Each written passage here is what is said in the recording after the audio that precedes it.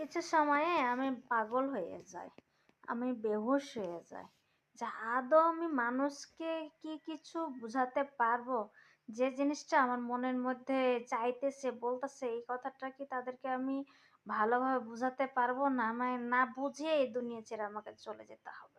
আমি এত চেষ্টা করতেছি যে এই একটু আমরা সময় পেয়েছি, নুন ভাত যাই খাবো না কেন ভালোভাবে আনন্দ ফুর্তি করে সময় কাটাবো, তাই না?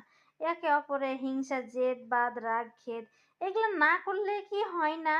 হ্যাঁ, আমার একদমই এগুলা ভালো লাগে না তো কিছু মায়েরা আছে না, তারা বলে আমরা বেটার মা, আমাদের পাওয়ার বেশি, আমরা কোনোদিনে মরবো না। শেখ হাসিনা প্রধানমন্ত্রী থেকেও তার পাওয়ার বেশি।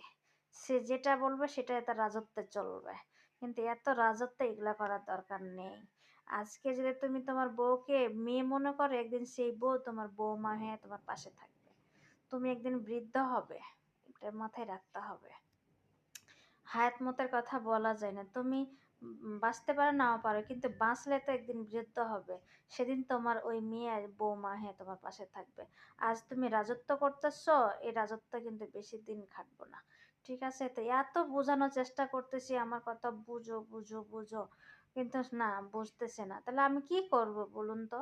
আমি কিভাবে তাদেরকে বোঝাবো?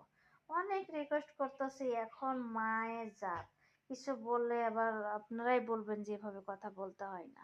তাহলে কি করব, কিভাবে বুঝাবো? আপনারাই আমাকে বলে দেন, তাহলে আমি সেই